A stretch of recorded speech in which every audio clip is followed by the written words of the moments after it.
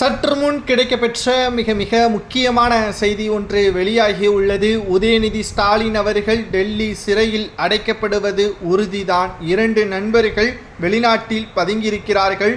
அமலாக்கத்துறை அதிகாரிகள் துபாய்க்கே சென்று உதயநிதியின் நண்பர்களை கைது செய்வதற்கான நடவடிக்கைகள் மேற்கொள்ள திட்டமிட்டுள்ளார்கள். அமலாக்கத்துறை அதிகாரிகள் தமிழக தலைமை டாஸ்மாக் வழக்கில்தான் இடைக்கால தடை விதிக்கப்பட்டிருக்கிறது தவிர உதயநிதியின் நண்பர்களை விசாரணை செய்வதற்கு தடை விதிக்கவில்லை. உதயநிதியின் நண்பர்கள் பினாமிகளாக செயல்படுவதாக அமலாக்கத்துறை அதிகாரிகளுக்கு கடிதம் வந்துள்ளது. அந்த கடிதத்தின் அடிப்படையில்தான் இந்த விசாரணையை தொடங்கியுள்ளார்கள். தேர்தல் நடைபெறுவதற்கு இன்னும் 9 மாதங்களே இருக்கிறது.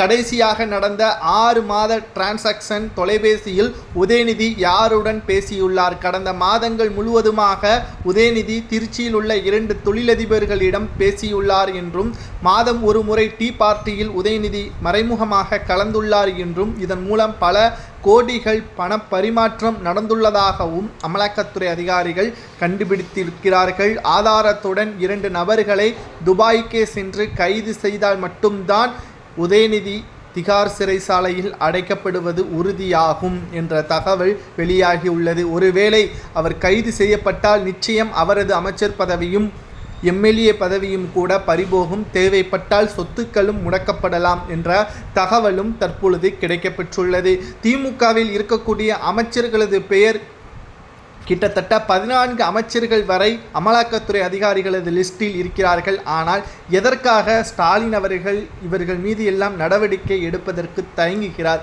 ஒருவேளை தேர்தல் நேரத்தில் பணத்தை அமைச்சர்கள் தான் கொடுக்க வேண்டும் என்ற காரணத்தினால் கண்டிக்காமல் இருக்கிறாரா? அப்படி கண்டிக்காமல் இருந்தால் நிச்சயம் வருகின்ற சட்டசபை தேர்தலில் திமுக தோல்வி அடைவது உறுதிதான். அதில் எந்த ஒரு சந்தேகமும் கிடையாது. அது மட்டுமல்ல, 2026 சட்டமன்ற தேர்தலில் 4 முனை போட்டி.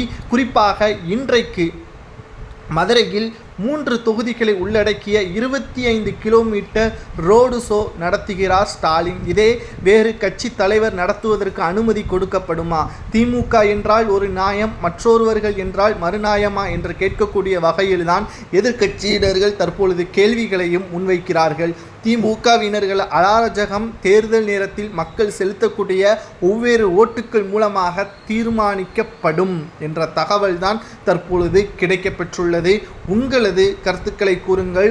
உதயநிதியின் நண்பர்கள் கைது செய்யப்பட்டு அவர்கள் வாக்குமூலம் கொடுக்கப்பட்டால் உதயநிதி ஒருவேளை குற்றவாளியாக இருந்தால் என்ன தண்டனை கொடுக்கலாம் என்பதை மட்டும் மறக்காம கமெண்ட் வாயிலாக கூறுங்கள்.